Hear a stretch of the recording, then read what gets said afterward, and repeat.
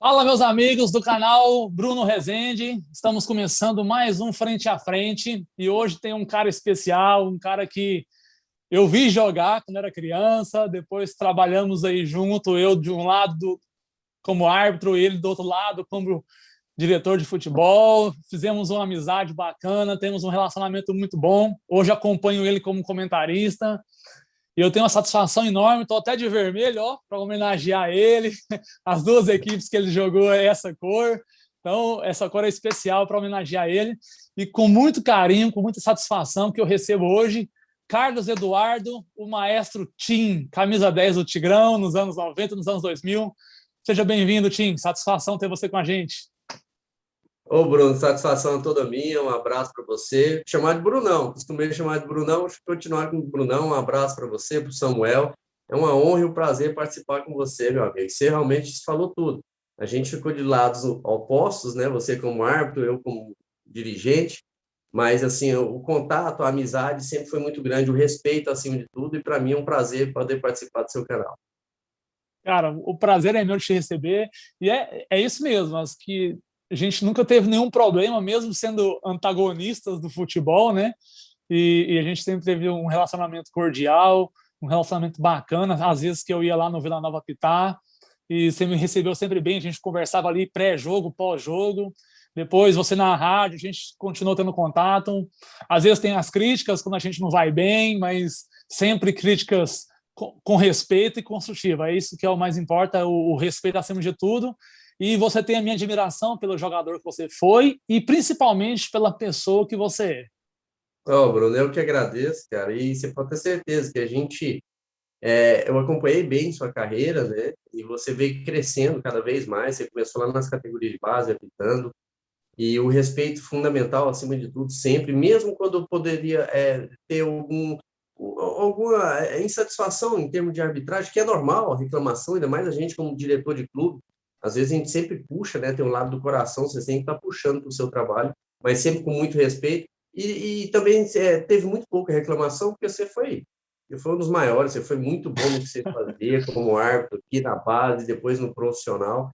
Realmente você foi uma estrela ali dentro de campo também, porque apitava muito realmente. Ah, essa bondade sua. Mas eu agradeço os elogios. Ô, maestro, cara, a sua vida ela é ligada ao Tigrão, ao Vila Nova, né? Teve uma passagem para outros clubes que a gente vai falar daqui a pouco, mas você é muito ligado ao Vila Nova e você chegou ao Vila Nova com quantos anos de idade e quando que foi isso? Bruno, tem realmente essa ligação muito forte com o Vila, porque foram muitos anos lá dentro, né? Eu passei por todas as categorias. Eu cheguei no Vila com 10 anos, entrei ainda na escolinha de futebol do Vila Nova, e aí fui passando por todas as categorias até chegar no profissional. Cheguei no profissional, fiz um jogo no profissional, meu primeiro jogo em 92, um amistoso, contra o Goiatuba, lá em Goiatuba, já naquele time do Goiatuba que em 92 foi campeão goiano. Quem me lançou a primeira vez no profissional foi o professor Paulo Gonçalves. E aí, em 93, no final do segundo semestre de 93, eu começo em definitivo na equipe profissional. Aí passei por vários treinadores, joguei, né, por algum tempo no Vila Nova, por algum tempo não, por muito tempo, né, no Vila Nova como profissional, campeão goiano, campeão brasileiro da Série C, várias Copas, Campeonato Brasileiro da Série B, por muito pouco, né? Eu tive duas vezes muito próximo de conquistar o acesso para a Série A, em 97, também em 99. Então, assim, ao todo, depois que eu paro, eu encerro minha carreira, eu volto para trabalhar no Vila Nova, logo em seguida eu paro no final do Campeonato Goiano de 2006 e já começo em agosto de 2006 trabalhar como diretor das categorias de base. Então, ao todo, eu fiquei 28 anos dentro do Vila Nova.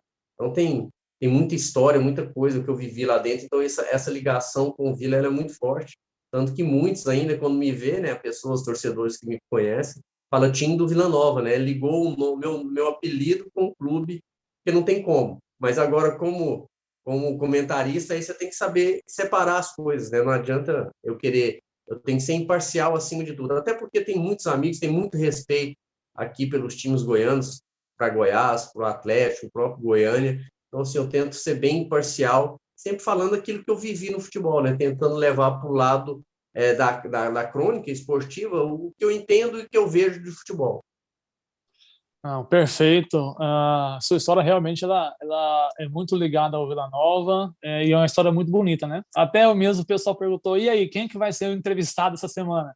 Eu falei, não, vai ser o Tim. Aí tem um pessoal mais novo que às vezes não conhece, não acompanha tanto futebol, né? Mas quem é o Tim? Eu falo, não, é o Tim do Vila Nova. Esse é automático. Ele é o ex-jogador. É o ex-jogador do Vila, agora ele é comentarista. Aí o pessoal, não, eu sei quem é, já ouvi falar e tal. Então, essa ligação é muito forte mesmo. Porque já faz Mas, alguns anos, né? Alguns anos que eu parei, né, Bruno? 2006, já são 15 anos aí. já Então, se tem vão muita 15 gente anos. nova aí que não me viu jogar. Mas foi uma história bem bacana dentro do clube. Verdade. Maestro, a sua estreia foi oficialmente, né? Você disse que jogou a primeira vez em um amistoso contra o Goiatuba. Se eu não me engano, a sua estreia foi em 93, foi contra o Atlético. Pelo que eu andei pesquisando, foi contra o Atlético no jogo 3-2 na seletiva para o Brasileiro da Série B. Vocês fazem até um gol nesse jogo. Brunão, cara, eu também não consigo lembrar assim exatamente. Porque aquele ano, realmente, eu começo, depois do Campeonato Goiano, o Vila foi campeão do Campeonato Goiano de 93, né? Em Você cima não do fazia Goiás. parte do elenco ainda, né, em Não fazia, 93. não joguei, eu não participei daquele campeonato. Só que aí, quando começa o segundo semestre, tem essa seletiva, né? Que era Vila, Goiatuba, Atlético e Tocantinópolis. Dos quatro, o melhor, o campeão, no caso, já começaria o Campeonato Brasileiro na Série B. Então, tinha essa seletiva para o brasileiro da Série B. E aí o Vila desmontou todo o time e fez um time em cima da hora, e aí subiram alguns garotos da base. E aí, no caso, eu subi também. Aí começamos com alguns treinadores, eu lembro do José Galineto. Mas eu não tinha essa lembrança assim, eu não tenho essa lembrança exata. Confio em você. Agora que você fala, a gente vai tentando lembrar aqui, voltar, mas foi por aí mesmo. Bem provável que tenha sido nesse jogo contra o Atlético, o meu primeiro jogo oficial como profissional pelo Vila Nova. O jogo foi 3-2 para o Atlético e você fez um gol. O Atlético abre 2-0, aí você faz um gol, o Atlético faz 3-1, isso tudo no primeiro tempo ainda. E aí o Vila desconta, diminui para 3-2 aos 45 do segundo tempo, um gol do Luciano, se eu não estiver enganado, acho que é do Luciano. Né? E fez uma grande dupla com você ali Se eu nos não anos estiver enganado, 90. quem ganhou essa e se eu não estiver enganado, quem ganhou essa seletiva foi, inclusive, acho que o Goiatuba, não foi nem Vila nem Atlético. Porque o Goiatuba sempre teve um timão nessa época, aí, início dos anos 90, e aí ele já começa na Série B, e aí Vila e Atlético tem que começar na Série C Na no Série ano, C. né, em 93. E aí para o ano seguinte, no caso, para 94. Então, realmente, assim, e eu já tentei pesquisar até no Vila, mas infelizmente nem o Vila tem. Por exemplo, eu já tentei descobrir quantos jogos eu fiz pelo Vila. Eu tenho certeza, assim, fazendo uns cálculos por baixo, que foram mais de 300 jogos pelo Vila, sem dúvida nenhuma. Mas não tenho, não consigo ter esse número ainda. Até o pessoal do futebol de Goiás e sua história, que é o Tondelo, o Rafael Bessa que trabalha, nós trabalhamos juntos, mas e o Gerliezer também, e o João Paulo, eles estão pesquisando isso. Eu já pedi lá para o Tondelo e para o Bessa, no dia que vocês quiserem muito, assim, eu gostaria muito de saber quantos jogos eu fiz, quantos gols eu fiz, e eu não tenho esses números, não. Não, perfeito. Aqui, pelos dados que eu tenho, você vai do Vila de 92 a 2000, e aí é quando você tem, assim, talvez um grande momento na sua carreira de ir para um time maior, né, de maior expressão a nível nacional. Em 2000 você vai para o Inter, e aí você fica ali no Inter em 2000 e 2001, não é isso? Isso mesmo, perfeito. Porque eu fico até o Campeonato Brasileiro de 99, que foi da Série B, né, que foi muito disputado, e o quadrangular final, naquela época, só para lembrar aí, o pessoal que está acompanhando, que aqueles anos, a Série B só subiam 2 times para a Série A. Só tinha o campeão e o vice que tinham acesso. Então, sempre chegavam os 4 melhores, tinha uma Eu vou disputa e não pedir subiam.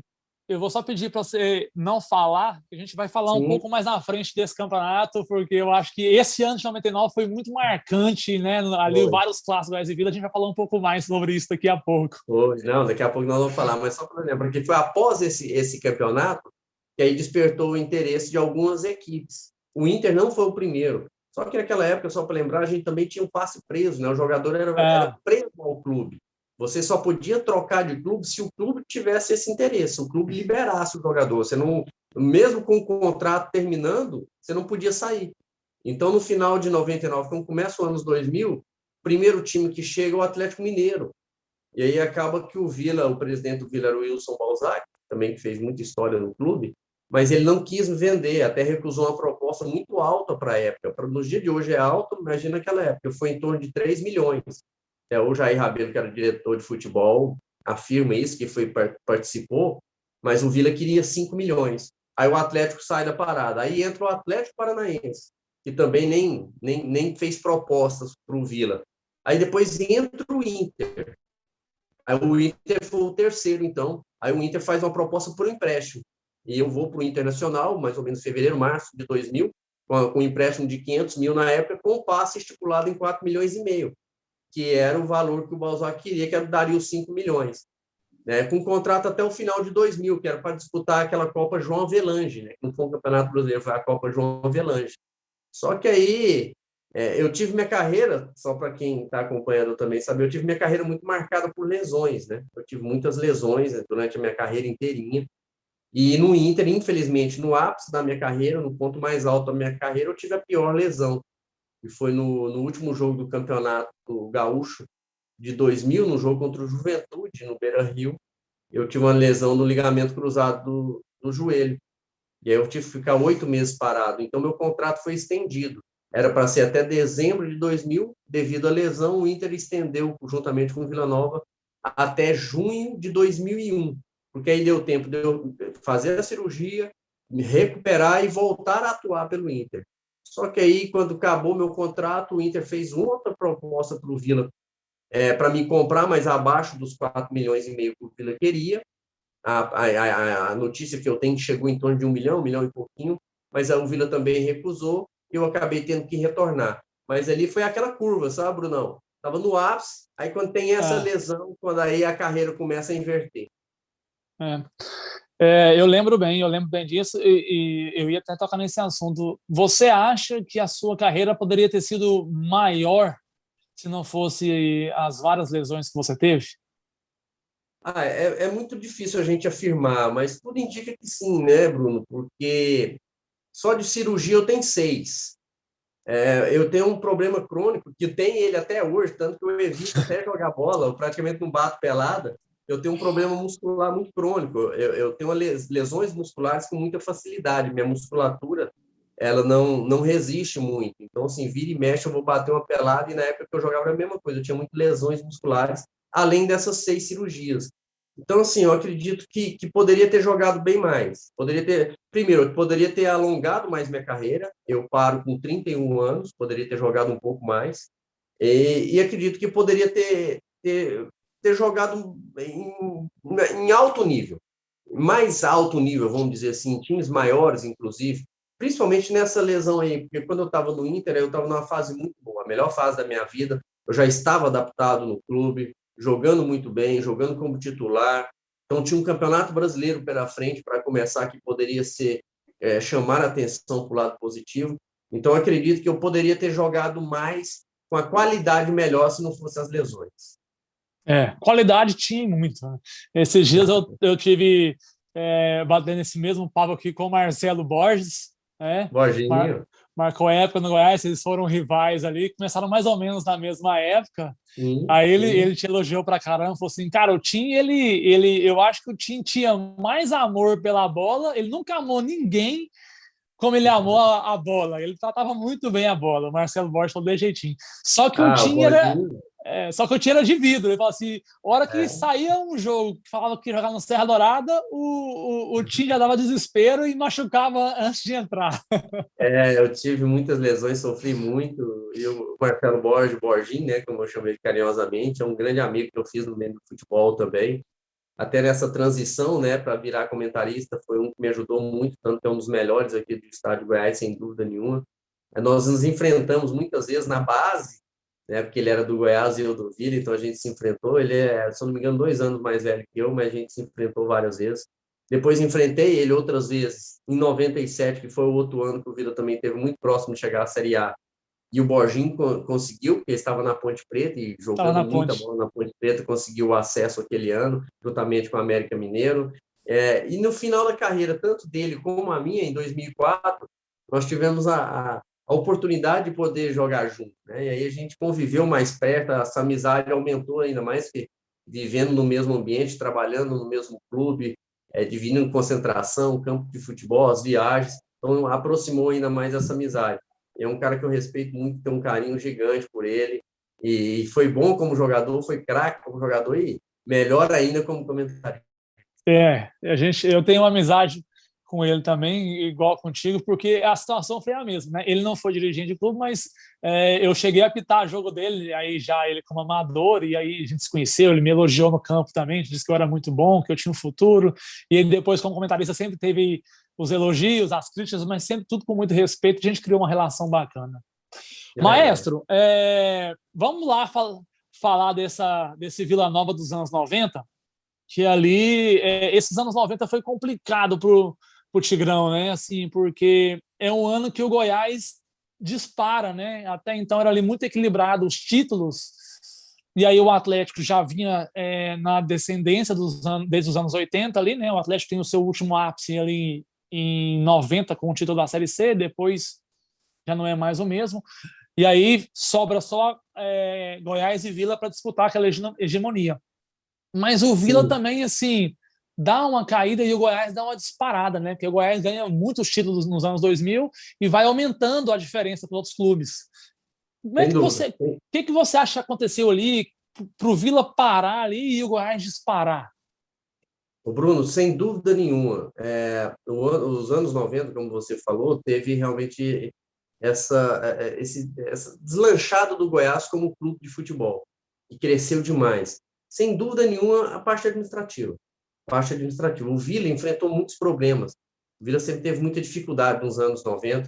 Primeiro, não tinha... O Goiás, ele teve pessoas, aí você tem que elogiar a família Pinheiro, principalmente, que é quem está no clube há muitos anos.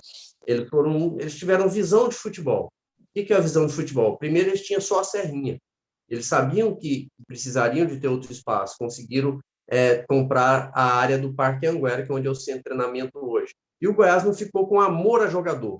É o que eu costumava dizer dentro do Vila. O Vila ele pegava amor a jogador. O Goiás ele revelava, vendia e revelava outros. E assim foi. Então, se você pegar dos anos 90 para até agora, quantos jogadores o Goiás conseguiu revelar e vender? E, além de tudo, conseguiu montar times muito qualificados, buscava jogadores fora que viraram fenômeno. Se você pegar, como eu estava te falando, em 96, o Vila conseguiu acesso da Série C para a Série B, sendo campeão invicto. E na semifinal, que era o jogo mais importante, o Vila pegou o Porto de Caruaru. O Vila, com todo respeito, eu joguei com o cara e eu respeito muito, o Vila contratou um volante do Porto para a temporada de 97, chamado Roberval, tinha 30 anos. O Goiás simplesmente foi nesse mesmo Porto e contratou Araújo, Josué e Marquinhos, que eram 3 garotos. Então mostra aí a visão de futebol que eu quero te passar, que o Goiás teve e, infelizmente, os dirigentes do Vila não teve. O Vila revelou muitos jogadores. Conseguiu ser campeão em 95 com um time de sub-20. O Vila contratou 3 jogadores. Contratou Jorge Batata, Rubens Carlos e Paulinho Goiano, jogadores que já tinham jogado no Goiás, no Atlético, e o Vila trouxe, e o resto era tudo garoto, tudo jogadores prata da casa. E mesmo assim o Vila conseguiu ser campeão. Daquele elenco, só para você ter uma ideia, eu brinco muito com ele até hoje, que ele tem que pôr as mãos para o céu e agradecer, o único que foi vendido foi o Rony. E o Vila, assim, se fosse nos dias de hoje, você imagina um time do tamanho do Vila sendo campeão, seja goiano, com um time de sub-20, chove proposta para todo mundo. Naquela época surgiu proposta, surgiu para mim depois, mais para frente, com o Inter. O Vila não quis vender. O Luciano, que foi o craque do Campeonato Goiano de 95, o atacante Luciano Goiano, ele foi emprestado 2 vezes, uma para o São Paulo e outra para a Portuguesa, mas o Vila sempre emprestava e voltava, e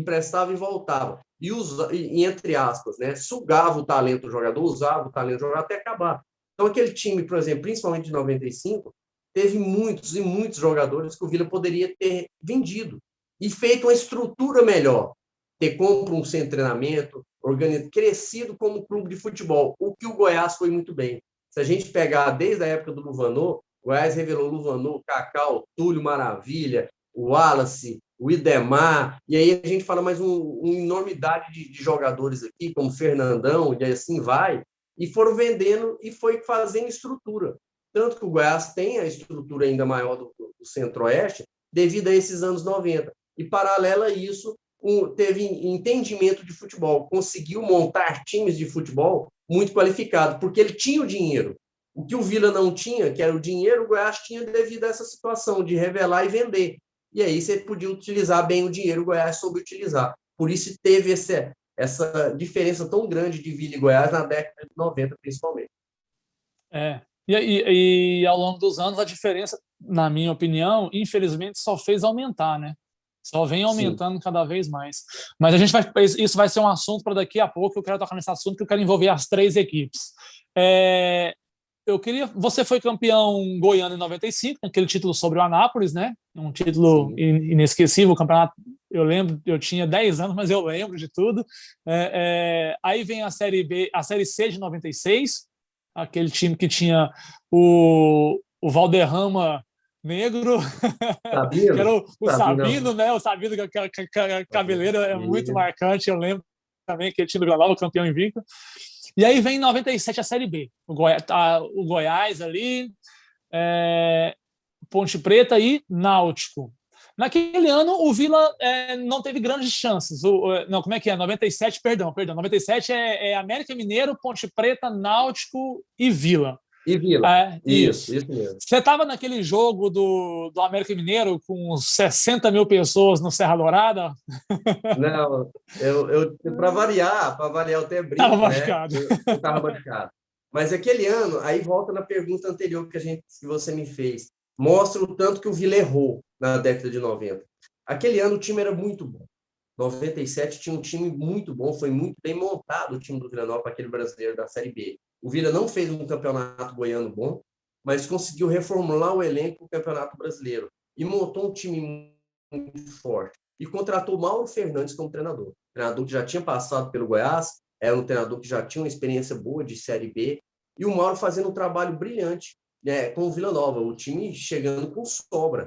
E quando vai chegando perto da reta final, se eu não me engano, foi na última rodada, antes de começar o quadrangular final, que era onde daria o acesso às 2 melhores equipes, o Vila, se eu não estiver enganado, nós perdemos um jogo lá em Belém para a Tuna Luz. Ou empatou ou perdeu, acho que perdeu. Mas a gente já estava classificado para o quadrangular final. E aí tinha uma pressão muito grande, porque eu tenho que tomar cuidado no jeito de falar, né? Eu conheço essa história, mas... O Cajuru, o Jorge Cajuru, que hoje é senador, que eu sou grato eternamente, foi quem abriu as portas para mim virar comentarista, juntamente com o Charles Pereira. O Cajuru sempre foi muito forte na crônica esportiva goiana. E ele tinha um poder muito forte. E o Vila, os dirigentes do Vila, ouviam muito, ou respeitavam muito o que o Cajuru falava. E o Cajuru não era muito fã do Mauro Fernandes. Parece que já tinha acontecido alguns atritos entre eles, quando o Mauro foi treinador do Goiás. E sempre tinha muitas críticas. E aí, quando chega nesse jogo da Tuna, que a gente já estava classificado para o quadrangular final e a gente perde, há uma pressão muito grande para demitir o Mauro, para contratar o professor Paulo Gonçalves, que é outro que eu sou eternamente grato, falei há pouco, foi quem me lançou no profissional, quem fez eu realmente mudar minha cabeça a nível de me tornar um atleta profissional de futebol. Só que foi um momento errado. A diretoria não poderia ter feito aquilo, porque o Mauro ele já tinha o grupo todo na mão, ele conhecia muito bem todos os jogadores, estava muito bem ambientado, o time estava muito fechado. E aí a diretoria age dessa forma. Demite o Mauro e contrata o professor Paulo Gonçalves só para o quadrangular final. E aí até o professor Paulo Gonçalves chegar, conhecer o grupo, colocar a metodologia dele de trabalho, deu tudo errado. E o primeiro jogo já foi esse jogo marcante no Serra Dourada contra o América Mineiro, que era um baita de uma equipe também. Tinha lá como estrela principal o Tupanzinho, né, que depois jogou no Corinthians, que arrebentou nesse jogo. Aí a gente já estreia perdendo. A gente estreia perdendo de 2-0 no Serra Dourada, como você falou aí, praticamente 60 mil pessoas no Serra. E aí já fica complicado, porque a gente vai para fora para jogar contra a Ponte Preta em Campinas, time do Marcelo Borges, e aí a gente perde de 1-0 também. Então você perde os 2 jogos seguidos no quadrangular, que é tiro curto, você já praticamente fica eliminado. E foi o que aconteceu. A gente não conseguiu reverter, não conseguiu voltar a vencer assim, de forma rápida, não conseguiu participar, ter chance de chegar na Série A aquele ano, mas chegou forte no quadrangular final. Mas eu acho que essa atitude tomada pela diretoria na época, ela foi fundamental para dar errado. para as coisas terem dado errado.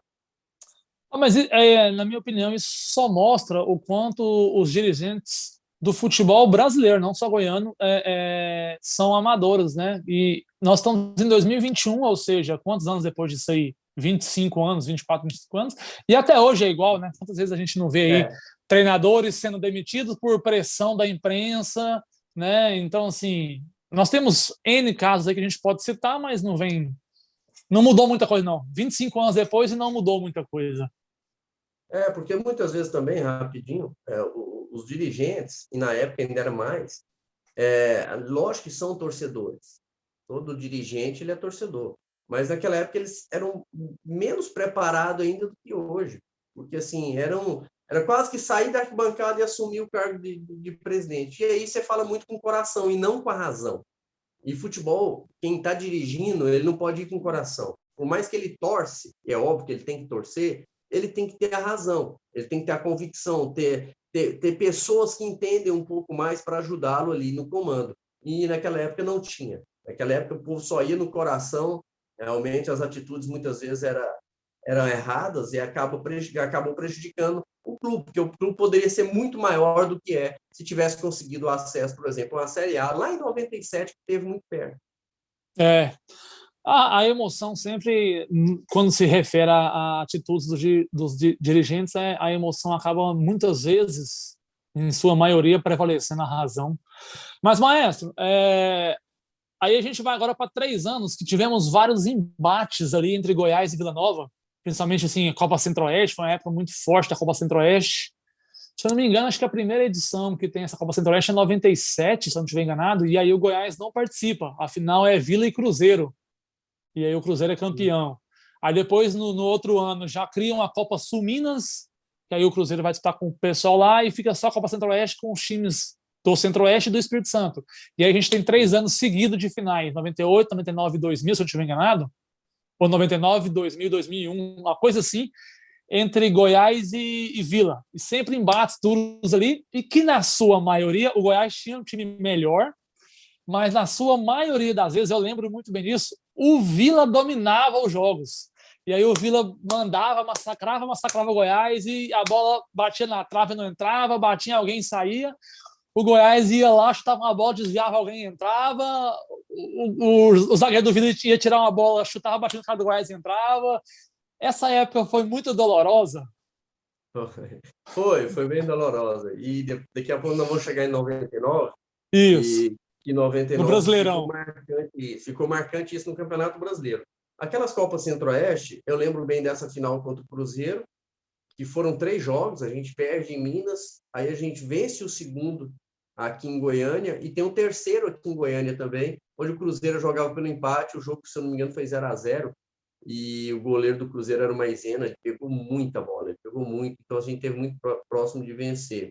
Depois das outras Copas Centro-Oeste, como você falou, o Goiás entrou. Se eu não estiver enganado, Bruno, teve uma ou outra que a gente não disputou a final, acho que a gente não chegou. Se eu não me engano, o Brasiliense chegou em uma, que estava crescendo muito, o Brasiliense era um time que tinha recurso financeiro muito alto, e conseguiu montar boas equipes também, mas assim, sempre tinha esse embate, né? Sempre tinha Vila e Goiás, mas teimava em as coisas não darem certo.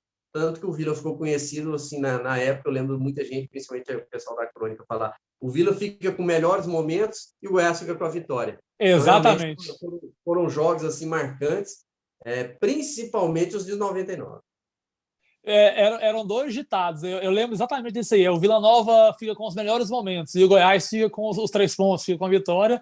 E o outro era assim: sempre que acabava um jogo que o Vila Nova massacrava e o Goiás ganhava, o que acontecia? O outro ditado que tinha: o Vila Nova jogou como nunca e perdeu como sempre. Eu lembro desses 2 ditados, realmente. Mas aí a gente vai entrar ali em 99. O Goiás vinha ali dos títulos de 96, 7 e 8, tricampeão. E aí o Vila Nova não queria jamais deixar o Goiás ser tetra, porque até então o único tetra era o Vila. O Goiás tinha sido tri só e o Vila era tetra, não queria. E aí em 99 até o Arley vem contratado do Cruzeiro para o Vila. Na verdade, o Arley chega no final de 98, no Campeonato Brasileiro de 98. Ele já tinha saído do Cruzeiro, ele estava no Comercial de Ribeirão Preto. Aí Ah, o tá. Vila até contrata ele, ele chega, aí gerou uma polêmica, que quando o Arley chega, o Arley é um goleiro baixo, né? Era um goleiro baixo para a época, baixo, ele estava meio fora de forma, ele estava meio gordinho, o povo assim não acreditou muito, falou, pô, mas esse é o goleiro, né? Que na época foi até o Carmino Colombino, que era o diretor de futebol do Vila Nova, que contratou, mas ele já chega no final de 98 do Campeonato Brasileiro, a reta final do Campeonato Brasileiro de 98, da Série B, e faz um baita do Campeonato Brasileiro e continua para 99 no Campeonato Goiano. E aí, Isso. só para seguir, então, o Campeonato Goiano daquele ano, o ex-presidente do Vila, que era o Wilson Balzac, vira diretor da Federação Goiana de Futebol. E aí, pela primeira vez, se eu estiver enganado, aí você pode me corrigir, e única, o Campeonato Goiano de 99 foi pontos corridos. O Sim. Balzac colocou essa situação lá na época como diretor de futebol da Federação Goiana, que o campeonato de 1999 seria de pontos corridos. E aí Vila e Goiás sobravam. E aí tem aquele famoso jogo do clássico do 5-3, que foi em Isso. 99. Se eu não me engano, era a quinta rodada do Campeonato Goiano, e o Vila estava invicto, tinha vencido os 4 primeiros jogos, o Goiás tinha vencido 3 jogos e tinha empatado 1, não lembro com quem. Então o Vila tinha uma vantagem de 2 pontos quando vai para o clássico, né? E aí o Serra Dourada estava abarrotado de gente, o Arley ainda era goleiro do Vila. Exatamente. Qual que é a lembrança que você tem daquele 5-3 histórico? Como é que foi? Você estava em campo naquele dia e como é que foi vivenciar aquilo? Ou você não estava em campo por causa de mais uma Não lesão? estava. Eu tenho muitos jogos históricos do Vila que eu estava no grupo, mas não estava em campo, né? Porque, mais uma vez, eu estava machucado aquele dia também. Mas foi um jogo assim épico, que não acontece tão cedo mais na história, você pode ter certeza nenhuma que não acontece algo semelhante àquilo por muitos e muitos anos. Aí a gente não vai ter nada parecido com o que aconteceu aquele dia. O Vila tinha montado um elenco muito forte também, né? Estava com um time muito forte, já tinha ficado alguns jogadores de 98, como o Arley, o Leonardo Valença, que tinha jogado em 98, tinha outros jogadores que já estavam há mais tempo, o Vladimir, já tinha o Sabino. Então, tinha um time muito forte, Luciano Goiano. Então, assim, o Vila vai para o clássico muito firme, muito inteiro. Tinha o Anderson Barbosa, que estava arrebentando no Vila. E o Goiás tinha um time espetacular. O Goiás também tinha. Você pega o ataque do Goiás daquele dia, era Alex, Luiz e Araújo. E tinha Fernandão jogando de meio campo. Então, assim, hoje a gente consegue ver o tamanho que era o Goiás. E o jogo teve algumas situações que determinaram o caminho para acontecer o que aconteceu. No primeiro tempo ainda, o Verona, que era um segundo volante do Vila, até aqui de Goiânia, né? O Verona foi expulso, porque ele acaba agredindo o Túlio, volante do Goiás. Só que o Túlio tinha cuspido no Verona. Só que aí o Antônio Pereira, que era o árbitro da partida, você conhece muito bem o Antônio Pereira não tinha visto.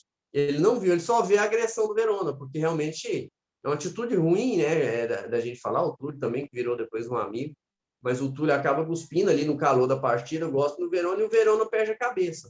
E aí o Verona agride. Só que na hora que o Verona agride, só vê o Tonhão, Antônio Pereira, só vê o Verona. Aí acaba expulsando o jogador do Vila ainda no primeiro tempo. E aí você jogar um clássico, um jogador a menos, é muito difícil. É muito difícil. Aí, por mais que tenha uma igualdade muito grande, quando você perde um, a diferença fica gigante. E aí o Goiás sobra.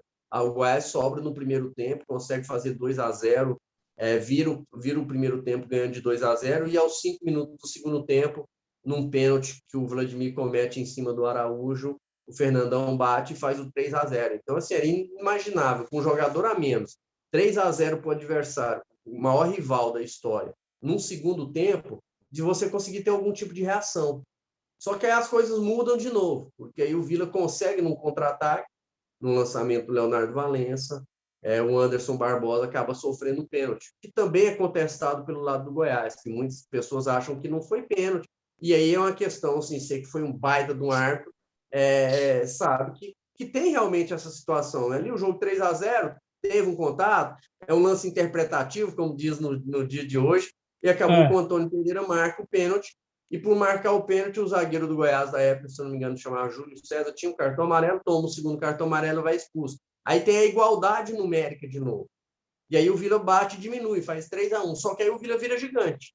Aí o Vila transforma. Devido a essa igualdade, o Vila cria forças, cria coragem e vai para cima. E aí começa a escrever a história. Porque aí faz o 3-2 mais um gol do Anderson, né, numa saída do Adnan, que era o goleiro do Goiás, ele toca e faz 3-2, e o Vila vai só crescendo na partida. E aí tem um gol histórico do Leonardo Valença.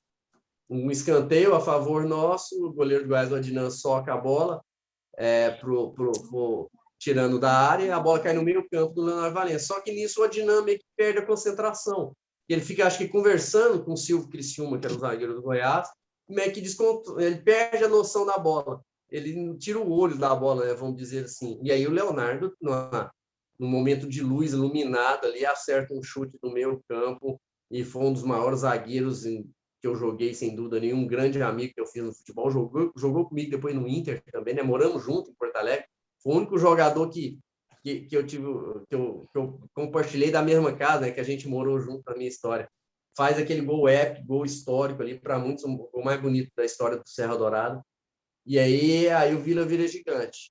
Aí empata, e aí no lance de falta, o volante Luizão, que batia muito bem, faz o 4-3, aí depois o Luciano, que tinha entrado no segundo tempo, faz mais um gol lindo, né, de cobertura, fazendo um 5-3, e aquele jogo vira o maior jogo da história, sem dúvida nenhuma, desse clássico.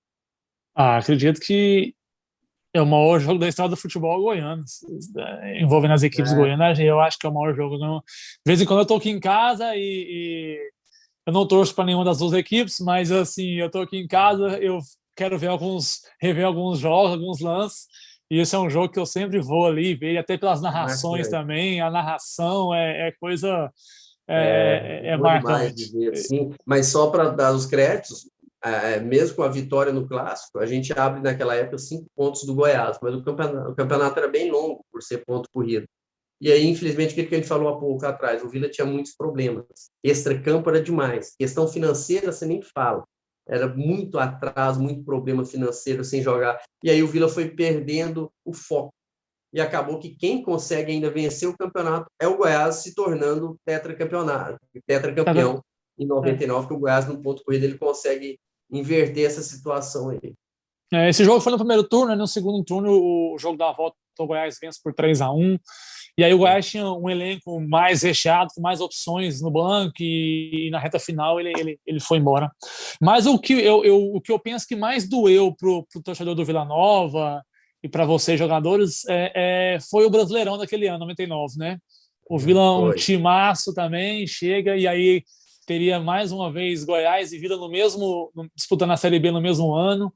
E aí vai para o quadrangular final, Goiás, Vila, Bahia e Santa Cruz, e o Vila chega forte, com condições, mas aí ali no finalzinho ele pega nos clássicos, realmente, que definiu foi os dois clássicos. Né? E mais uma vez, né, os clássicos, o Vila Nova naquele ano mandou nos clássicos, teve melhor viu, Bruno? Nos dois clássicos. Sim. E esse campeonato, né, diferente de outros, esse eu joguei todo. Se eu não me engano, é num desses clássicos que o Vila Nova massacra, e aí o Goiás, num chute lá do meio da rua, a bola desvia e engana o Fernando Praz e entra, né, no finalzinho. Não era o Fernando Praz, não. Quem que era o goleiro? Já foi em 2001. Foi depois, né? Mas esse aí eu sei bem. Esse eu lembro bem da história toda do campeonato todo, porque foram 35 jogos, eu joguei 34. Eu só não joguei um jogo que foi por causa do terceiro cartão amarelo, inclusive nesse quadrangular final, o jogo contra o Bahia aqui em Goiânia. Eu tomei o terceiro cartão amarelo, se eu não me engano, lá contra o Santa Cruz, e acabei não jogando esse jogo contra o Bahia. Foi o único. Eu joguei dos 35, eu joguei 34 jogos esse ano. E a abertura desse campeonato brasileiro, da Série B, já foi Vila e Goiás. A gente abre o campeonato, o primeiro jogo, Vila e Goiás, no Serra. Jogamos muito bem, perdemos de 1-0 com um gol de Fernandão de cabeça. O Fernandão fez um gol de cabeça. Mas esse time, o Bruno, eu confesso para você que quando ele foi montado, quando acaba o Campeonato Goiano de 99, que tinha um timão, esse time que a gente falou do 5-3, ele meio que era desmontado, o time. Então, até nisso, o Vila errava muito. Ele mudava muito, mudava muito rápido, uma competição para outra, a competição era muito em cima, E o Vila arriscava muito, perdia jogadores e tinha que contratar tudo de novo em cima da hora. Então é difícil você ter um entrosamento rápido, você montar, você achar a peça de reposição com qualidade. Então, assim, quando começa o Campeonato Brasileiro, para mim o time do Vila era inferior do time do Campeonato Goiano. Porque o Vila perdeu, por exemplo, o próprio Arley foi para o Goiás. Devido às situações financeiras no Vila, ele acaba acionando o Vila na justiça, ganha o passe e vai para o Goiás. O Vila perde o Leonardo Valença, que era um baita de um zagueiro, como eu falei, vai para o Atlético Paranaense. O Anderson Barbosa sai para o Inter também. Então, sim, peças importantíssimas, jogadores fundamentais, o Vila perdeu. E aí vai buscar no mercado outros jogadores. E começa com um time que não passava muita confiança para os torcedores. Então o time não engrena muito. Aí a gente perde o jogo inicial, começa a oscilar. Foi uma época também que o Vila ganhava os jogos dentro do Serra Dourada e perdia fora. A gente também tinha essa fama de ganhar, praticamente não perdia para ninguém dentro do Serra, para times de fora. Mas fora de Goiás também a gente não ganhava de quase ninguém. E aí vai meio que oscilando, mas vai brigando ali na parte mais de cima da tabela. Aí a diretoria dá um golpe de mestre. Aí a gente tem que parabenizar a diretoria da época, que vai no Cruzeiro e contrata o Túlio Maravilha. E aí contrata o Túlio ainda no auge da carreira, artilheiro nato. O Vila consegue trazer o Túlio tinha uma paixão pelo Vila Nova, né? Declarado torcedor do Vila Nova, e o Túlio vem, e aí o Vila muda de patamar, como dizia Bruno Henrique, né? Outro patamar. Passa para outro patamar. Porque o Túlio é diferenciadíssimo, né? Artilheiro, por onde passou, fez muito gols. E aí o Vila começa a crescer muito na competição. A gente começa a vencer muito, o time encaixa, o comando do time era do Vanderlei Paiva, e aí chega nesse quadrangular, não chega nem quadrangular final, na época classificavam 8, aquele cruzamento olímpico, né? Primeiro contra o oitavo, tal, segundo contra o sétimo, a gente termina em quarto, e a gente pega o América Mineiro, que terminou em quinto, que tinha até o Gilberto Silva, né, que depois foi campeão Isso. mundial em 2002. Ele passou pelo estava Atlético Mineiro. o volante, né, no América Mineiro. Aí a gente faz um jogo em Belo Horizonte contra o América Mineiro, a gente sai perdendo de 2-0, consegue empatar. Faz 2 gols, Juninho, que depois saiu para o futebol paulista jogar no Palmeiras, depois foi para o Japão, uma baita contratação dessa época também. Faz os 2 gols, a gente empata, vem para o Serra Dourada, se eu não me engano, acho que foi um dia de muita chuva, empata de novo, se eu não me engano, foi 0-0. Aí vai para o terceiro jogo. Aí o terceiro jogo a gente sobra, a gente consegue vencer de 3-1, não estiver enganado. Eu lembro que eu fiz até um dos gols. E aí consegue ir para o quadrangular final, nessa situação que você falou, Vila, Goiás, Bahia e Santa Cruz. 4 times de torcida fanática. E aí começa esse quadrangular muito equilibrado. E aí já no primeiro clássico, mais uma vez, contra o Goiás, a gente perde de 1-0, jogando muito bem. Mas acaba perdendo o Goiás. Mas o Goiás também começou, teve uns tropeços. E o Santa Cruz, só vou falar rapidinho do Santa Cruz nesse quadrangular, dos 4, para mim, era o time mais fraco. Porque o Goiás tinha um time massa, o Bahia tinha um time muito forte, o Vila também. Só que o Santa Cruz, ele conseguiu vencer os 3 jogos em casa. Os 3 jogos lá em Recife, ele conseguiu vencer. E foram 3 jogos polêmicos. Assim, eu não vou entrar em detalhes que eu não lembro tão bem. Eu lembro que foram jogos polêmicos contra o Goiás. Teve muita reclamação por parte do Goiás em questão de arbitragem. O jogo contra o Bahia também. Agora, o jogo do Vila, eu lembro muito bem, porque eu era o capitão do time. Eu era o capitão do Vila em 99 e o goleiro, só para te lembrar, chamava Cássio, era um goleiro que tinha vindo do sul do país, tinha jogado lá no sul do país, e estava na fase muito boa. E logo assim, no início do jogo, não lembro bem exatamente o tempo, o Cássio sai numa bola e o jogador do Santa Cruz, o atacante, também não vamos lembrar o nome, chega e chuta o Cássio com bola, com tudo. E o Cássio solta a bola e ele faz o gol.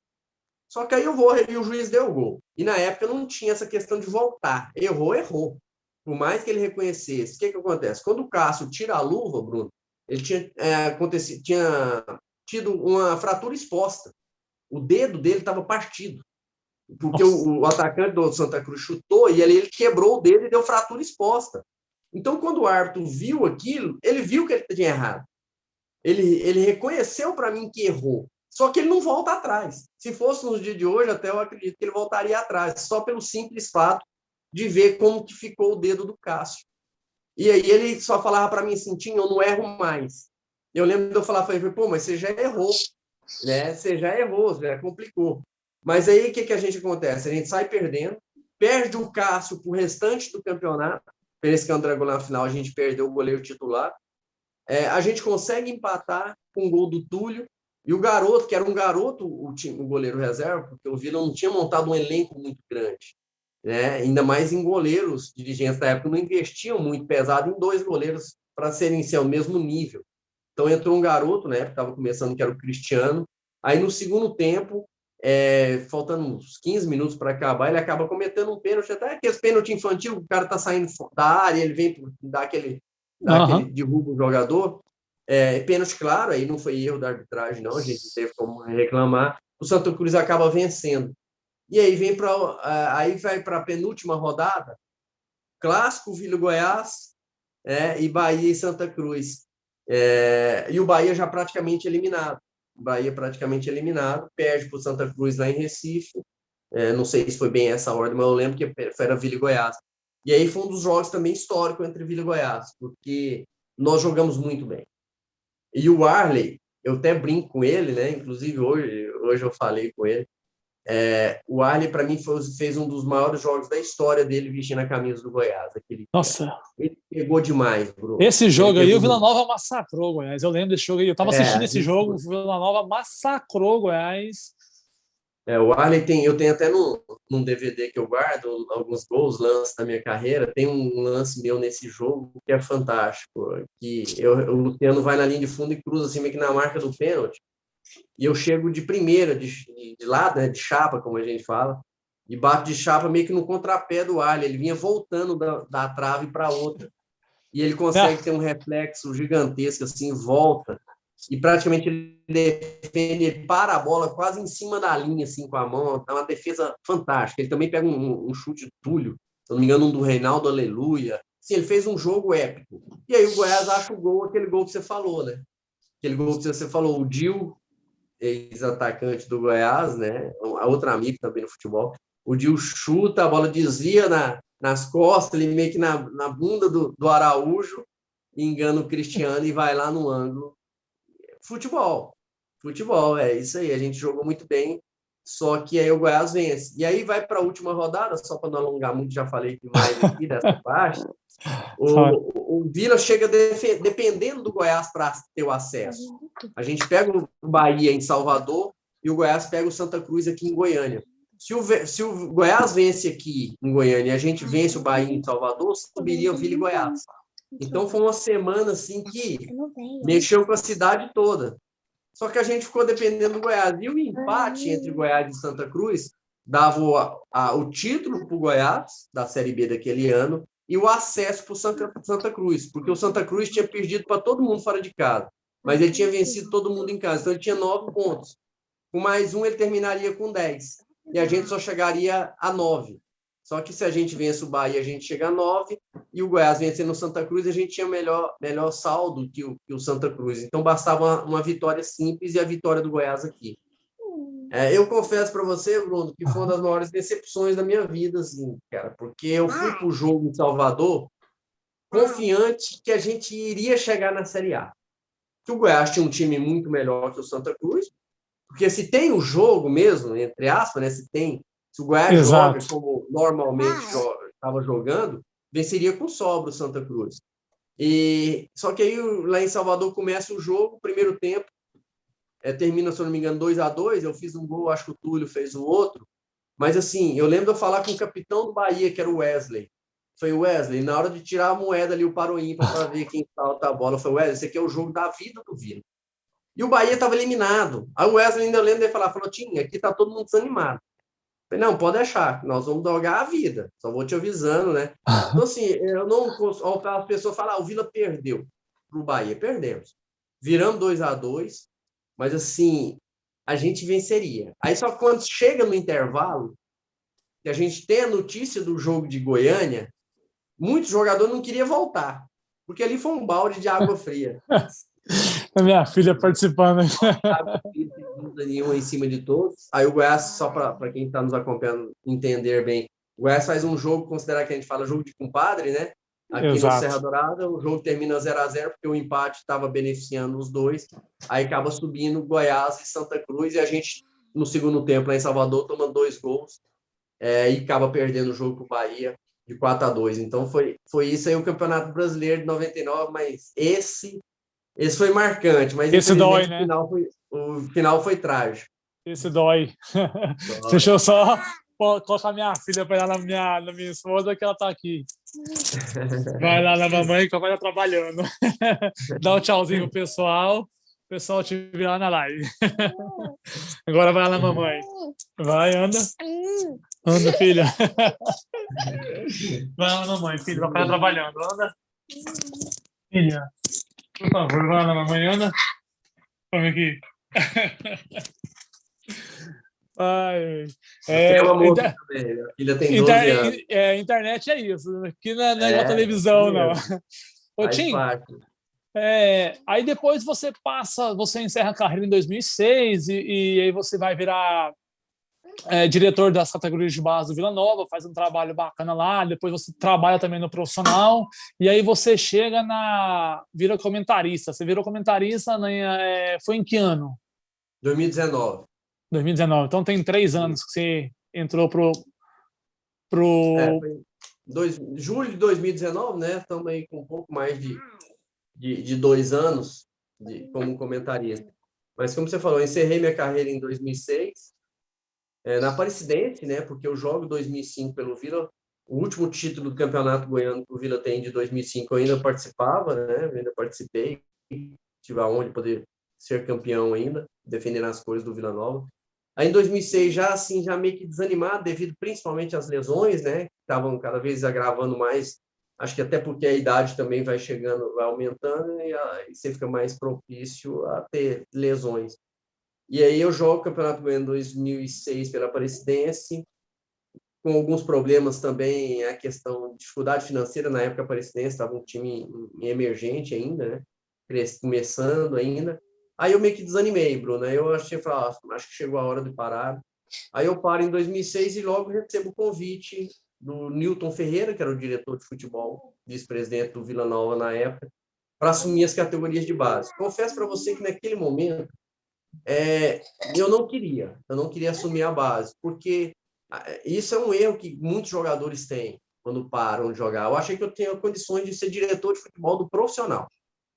Mas aí eu paro para pensar, na época, ponho os pés no chão, falei, não, peraí, vamos ser mais humilde, né? Começa embaixo. E foi a melhor coisa que eu fiz. Foi a melhor coisa que eu fiz. Comecei lá nas categorias de base, fiquei alguns anos trabalhando, aí vira e mexe, precisava de aquela ajuda no profissional, porque muitas vezes saía um diretor de futebol, eu ia lá substituir, cobrir, voltava para a base. E a questão do profissional sempre foi muito mais complicada, né? Então eu fico nessa até 2012, aí eu já tinha virado gerente de futebol do profissional. Eu não era o diretor, era o gerente. Trabalhava com outros diretores, trabalhei com alguns, né? Trabalhei com Jair Rabeiro, trabalhei com Fabrini, outros que vieram de fora, outros dirigentes, mas sempre como gerente. E aí, em 2012, no final de 2012, o Vila não sobe. O Vila estava na Série C, tinha sido rebaixado em 2011. O Vila não consegue subir para a Série B. Em 2012, com dificuldade financeira gigantesca, eu recebi um convite meio rápido para assumir a direção de futebol da equipe profissional, feita pelo Wilson Balzac de novo, e o presidente do conselho era o Dr. Paulo Diniz. Mas, assim, o Vila sem recurso financeiro nenhum. E eu recusei, eu não queria assumir. Mas aí teve a pressão interna, ficou naquela situação. Meio que não falaram isso, lógico, mas ficou meio assim, ou você assume ou você está fora. E eu sabia que as duas coisas iam acontecer. Iria acontecer. Eu saberia que eu sairia, porque eu não aceitaria a maneira que eles trabalhavam. A maneira assim, eu sou diretor de futebol, mas eu não tenho autonomia para trabalhar. Eu vou ser quase que um fantoche, um laranja. E aí eu assumo, eles me dão a carta branca para ser esse diretor de futebol, para tentar montar uma equipe, com todas as dificuldades financeiras que o Vila tinha, mas não me dão a autonomia que falaram que ia dar. Aí, com com 15 dias, eu pedi para voltar para as categorias de base, que não queria mais o cargo de diretor de futebol do profissional. Acho que poucas vezes eu falei sobre isso. E só que aí não aceitam. Não aceitam e acabam achando melhor me demitir. Aí eu fui demitido em 2012, em dezembro de 2012. Aí fico fora do Vila em 2013 e após o Campeonato Goiano de 2014, que incrivelmente o Vila foi rebaixado do Campeonato Goiano da segunda divisão, né?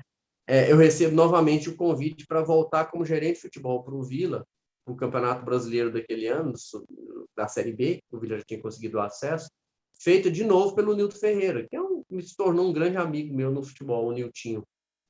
Aí contrata-se o Rony para ser diretor de futebol e eu vou junto com o Rony como gerente de futebol. E o Rony, um irmão, né? Não é nem um amigo, o Rony é meu irmão.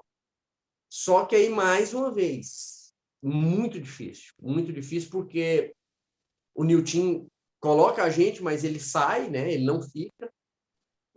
E o Vila, mais uma vez, com dificuldades gigantescas financeiramente falando.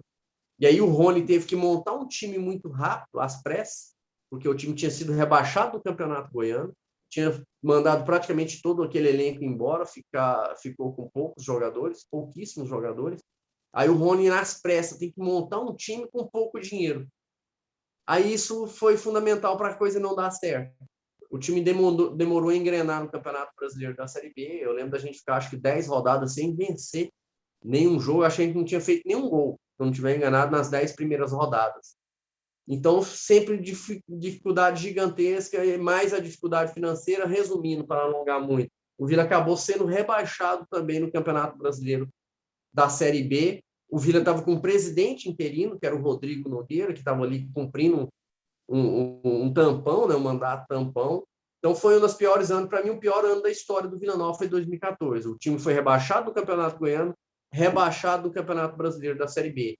Aí eu saio do Vila. Mais uma vez, acaba essa temporada, sai o Rony, eu saio também. E eu confesso para você que eu saí desanimado do futebol. Eu não queria voltar mais para o futebol. Tentei outras coisas, mas como eu vivi desde os 10 anos do futebol, era muito difícil, foi muito difícil para mim tentar achar uma nova profissão ou montar alguma coisa que poderia dar certo. Então, eu fiquei num período realmente meio que com muitas dificuldades, assim, de encontrar o caminho certo. Foi quando surgiu, em 2019, o convite através do Charlie Pereira, feito pelo Cajuru, para mim começar como comentarista esportivo na Sagres 730. O Cajuru tinha voltado ali. A princípio era para mim fazer o teste, né? Eu fiquei como um mês de teste até para ver se eu daria conta, se eu agradaria ao Cajuru, ao Charlie Pereira, e se eu também sentiria bem como comentarista. E aí, graças a Deus, começou bem. Eu só recebi elogios pelo Cajuru, que para mim é uma grande honra, porque foi um dos maiores cronistas esportivos que o Estado teve. O Charlie Pereira ainda é meu chefe, né, meu coordenador, então me deu muita força, foi muito bacana. E eu estou lá até hoje, estamos lá tentando melhorar cada dia mais, e aprendendo muito ainda com vários amigos que tem lá dentro que me ajudaram desde o início. Sempre que posso, eu acompanho lá. Fico ouvindo você lá. Obrigado. Fazer umas perguntas aqui e tal. Como é que você vê hoje a relação imprensa-jogador, cara? Ela é diferente do que era na sua época?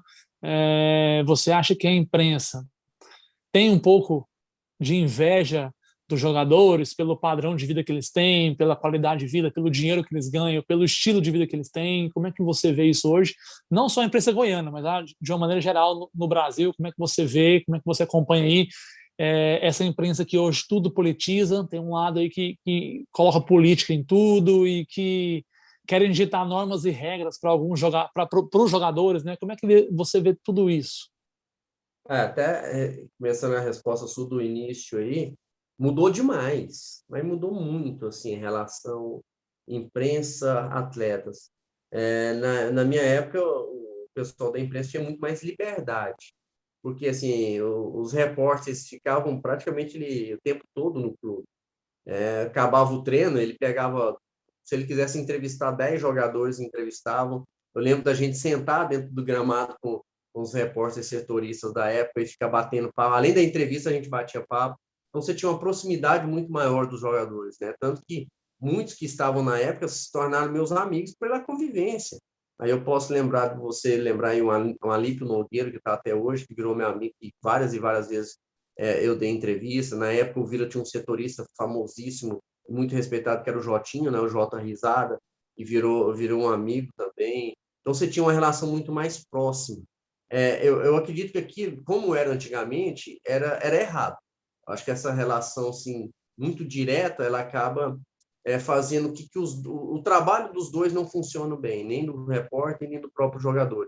Aí, quando começou a questão de entrar assessoria de imprensa, fazer a coisa um pouco mais organizada, para mim ficou melhor.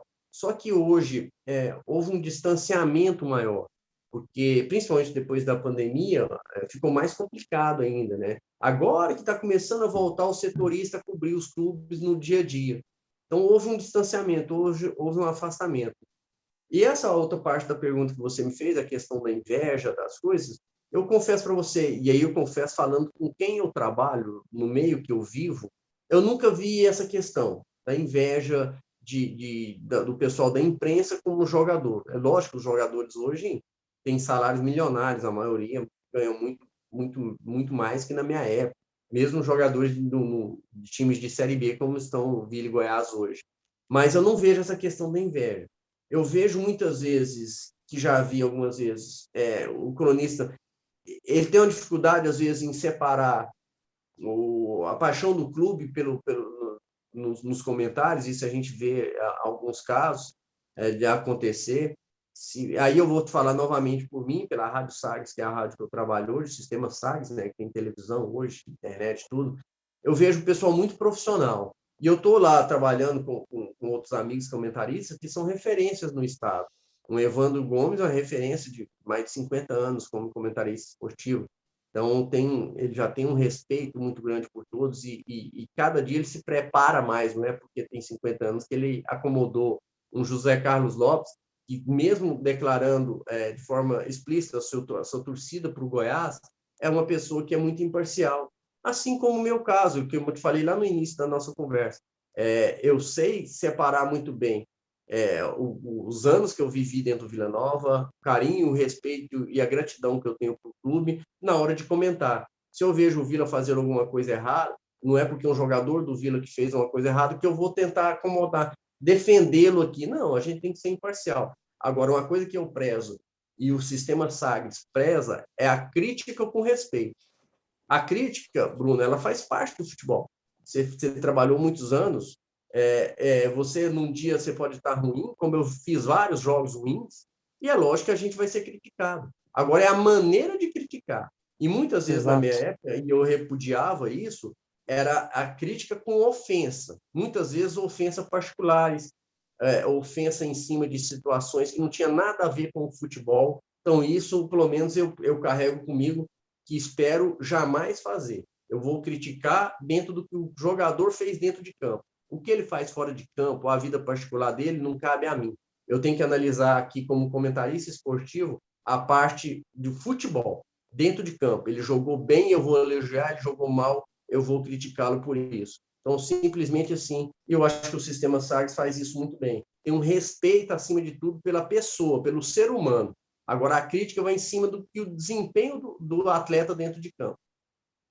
Eu concordo com você. Eu acho que até nós árbitros mesmo tem mudado isso, mas o árbitro eu vim de uma época que eu já passei por isso, já vi isso, e lá atrás na sua época era muito mais ainda, em que as pessoas atacam o pessoal, né? Atacam a honra, o lado pessoal do árbitro e até de jogadores também, né? E eu vejo que a imprensa tem essa dificuldade de separar isso aí. Eu acho que tem mudado, mas ainda tem muito que mudar e tem que separar o pessoal do profissional. Você está ali para analisar o profissional, né? Tanto do árbitro, o desempenho dele, se ele é bom, se ele é ruim, se ele acertou, se ele errou. E você não tem direito de colocar em dúvida, a menos que você tenha uma prova concreta, o caráter dele. E da mesma forma, o jogador. Você tem que analisar ele, se ele foi bem, se ele foi mal, se ele está sendo útil para a equipe ou não, e esquecer se lá fora ele vai para a farra, o que ele faz, não, acho que não tem que entrar nesse mérito, né? Então, Não assim, cabe a nós. Não cabe a nós. E essa questão da arbitragem, você foi muito bem, perfeito. Porque ainda se tem muita desconfiança em cima de arbitragem.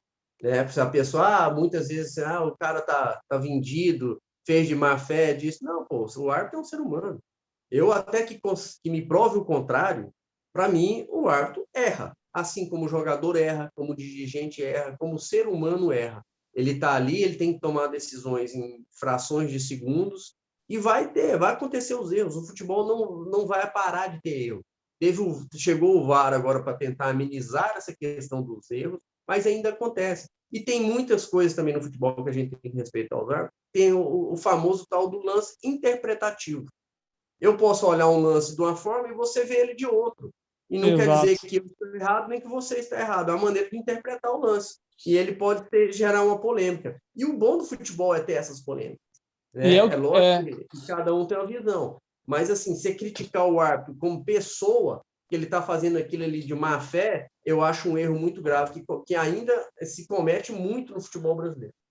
O que diferencia o futebol dos outros esportes é essa questão da regra ser muito mais interpretativa. Os outros esportes é ali, não é, foi, não foi, pronto. O futebol tem muita regra interpretativa, o que dá margem para várias interpretações e dá a polêmica, né? Mas, enfim, só uma pergunta sobre a imprensa, a última. A imprensa goiana, ela é mais verde ou ela é mais vermelha? Eu acho que ela é bem dividida. Tem o Borginho teve aqui e falou assim que ela é mais vermelha. Vermelha, né? O Borginho sempre fala. Mas eu vejo ela bem dividida. Ela bem dividida, sim. Eu confesso para vocês uma coisa... Rubro-negro quase não tem, né? É pouco. Tem uns ou outros. Por exemplo, o Kleber Ferreira, que é comentarista no Sistema Sagres, é declarado torcedor do Rubro-negro, do Atlético. O Kleber é declarado. Da imprensa que eu sei que é atleticano, que eu lembro, o finado Mané de Oliveira e também o filho dele, o falecido... me lembro o nome, Valério Luiz, os dois eram atleticanos, e o Kleber Ferreira. Eu sinceramente não me lembro de nenhum outro.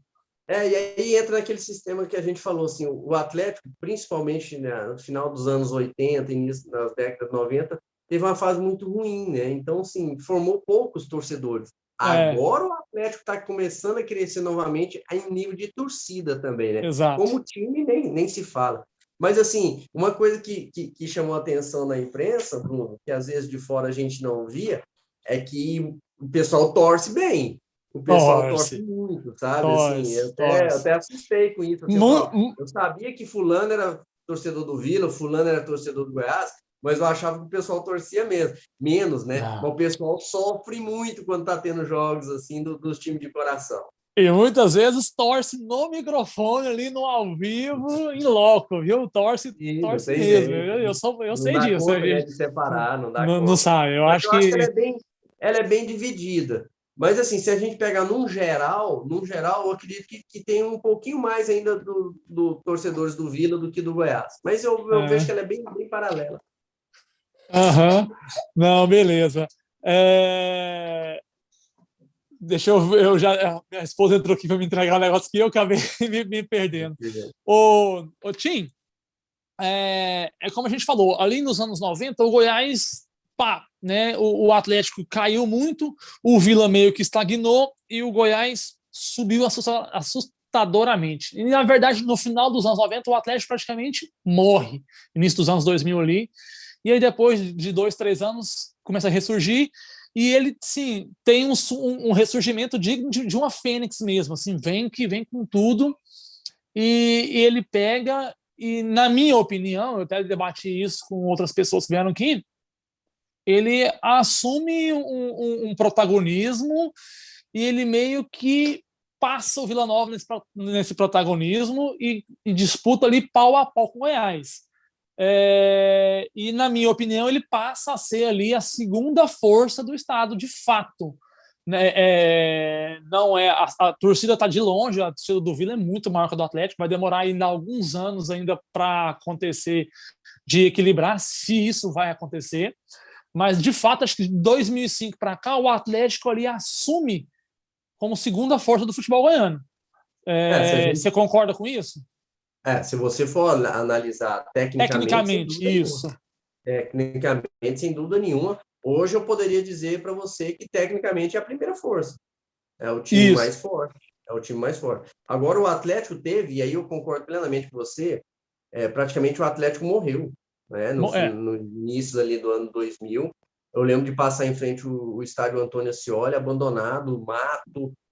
Eu, particularmente, acreditava jamais que o Atlético voltaria. Para mim, o Atlético, Não, quando eu passei lá, que eu vi aquela estrutura, eu falei, o Atlético acabou.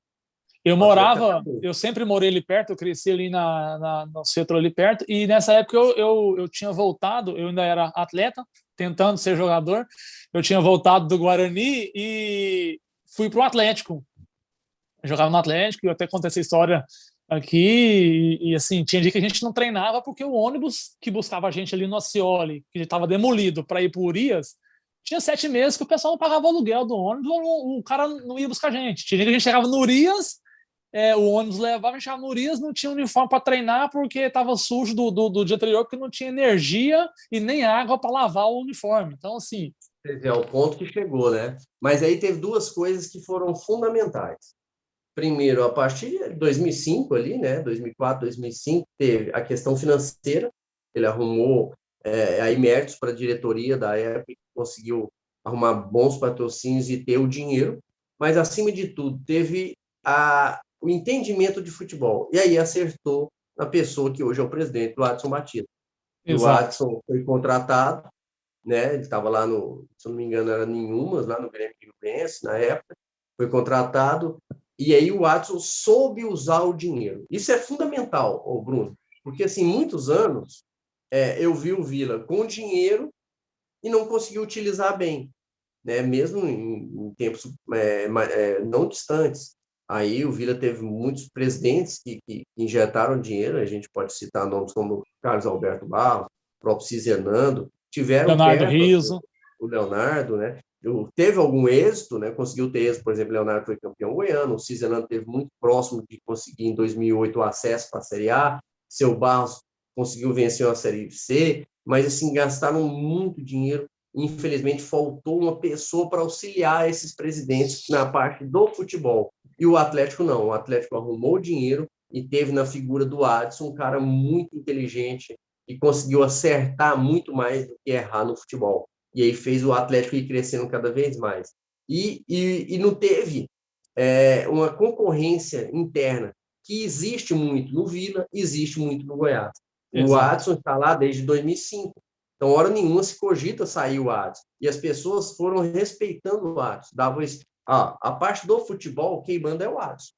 Outros mandaram na parte administrativa, outros mandavam lá na parte financeira, mas no futebol é o Adson. Em clubes como Vila e Goiás, que tinham um conselho muito grande, isso muitas vezes não daria certo, não funcionaria. Às vezes, se o Adson tivesse nenhum ou outro time aí, poderia não ter dado certo. Então, o Adson, com o dinheiro, acerta muito, consegue fazer times fantásticos e administrativamente o Atlético cresce demais, né? Então, assim, foi muito bem utilizado o dinheiro que o Atlético teve, porque hoje tem um centro de treinamento espetacular, tem um estádio Antônio Ascioli que cada dia está mais bonito, e eu posso afirmar para você que hoje, estádio particular, o Atlético sobra, é o mais bonito que tem, o Goiás também está melhorando dele, mas nesse momento o do Atlético está bem à frente.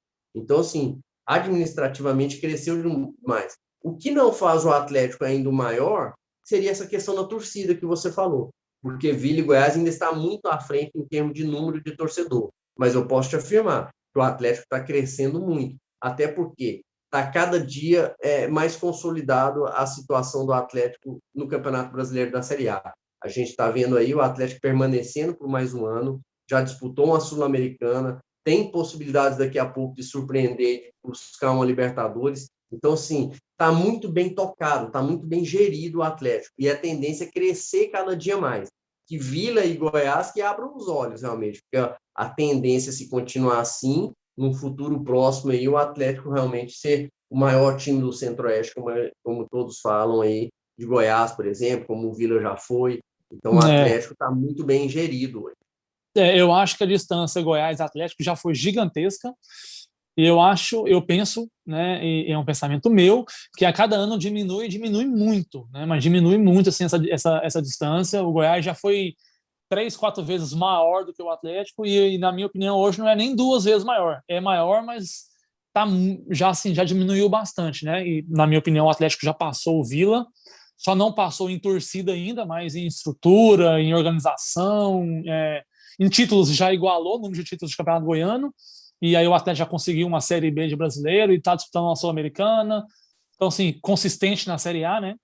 Isso. Eu acho que é isso mesmo. Diante disso, eu quero até te fazer uma outra pergunta. Na sua opinião, hoje, Goiás e Atlético é o maior clássico do futebol goiano?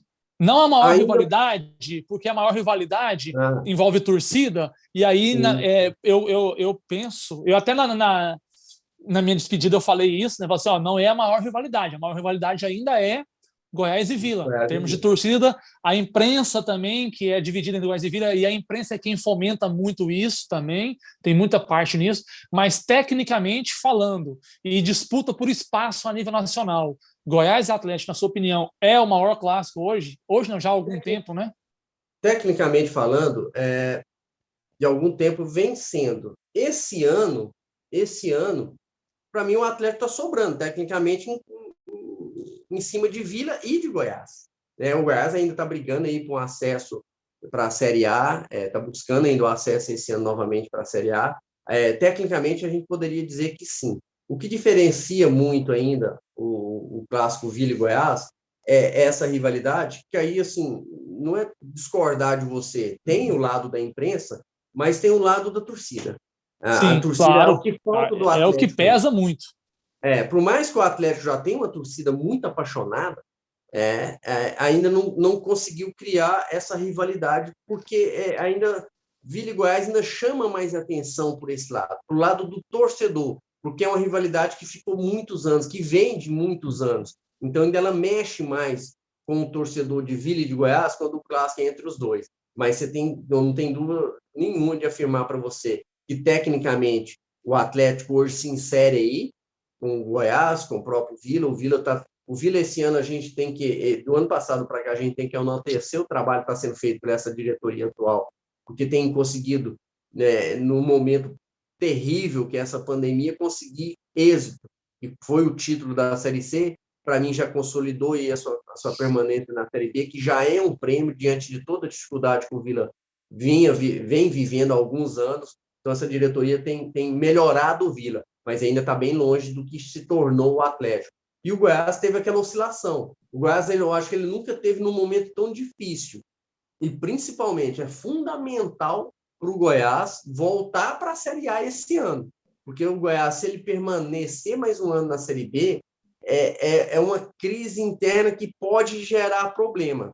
Pode, Sim. porque já não tem mais aquela diferença financeira de outros anos em termos de Série B. O time que caía da Série A tinha um valor financeiro muito acima de quem estava na Série B. Esse Hoje ano não não, tem. igualou tudo, a gente está vendo um Cruzeiro patinando. Então, assim, é fundamental o Goiás conseguir o acesso, porque se o Goiás permanecer mais um ano na Série B, pode ser um início de uma época perigosa para o clube do Esmeraldino, ali no caso. Né? É verdade.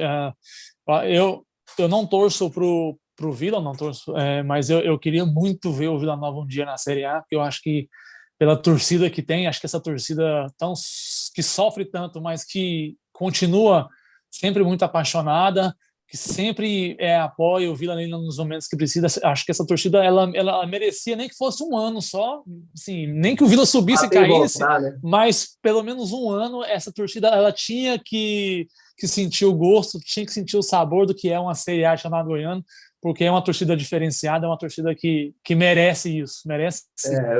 Além disso, Bruno, concordo plenamente com você, ainda mais que fui jogador e tive muito próximo de conseguir esse feito.